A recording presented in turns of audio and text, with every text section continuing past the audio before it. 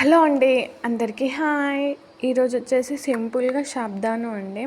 Sabudana first ఒక 1 hour పాటు మనకి ఎంత కావాలో కిచిడికి సరిపడినంత సాబుదానా వేసుకొని అందులోనికి వాటర్ని పోసుకోవాలి. అంటే దానికి సరిపడినంత వాటర్ని పోసుకొని ఒక 1 అవర్ పాటు పక్కన పెట్టేసుకోవాలి. 1 అవర్ అయిపోయాక అవి నానుతాయి.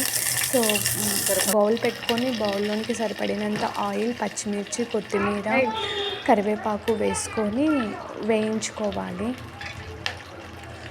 సో అందులోనికే పల్లీలు కూడా వేయించుకొని అందులోనే వేసుకోవాలి. సరిపడినంత సాల్ట్ వేసేసుకోవాలి. మొత్తం వేగాక సాబుదానా ఇలా మొత్తం దాంట్లో వేసేసుకుంటే సింపుల్గా సాబుదానా కిచిడి రెడీ అయిపోతుంది. అంటే ఒకరొకరు ఒక్కొక్క విధంగా చేస్తారు. నాది సింపుల్ సాబుదానా కిచిడి రెడీ అయిపోయింది.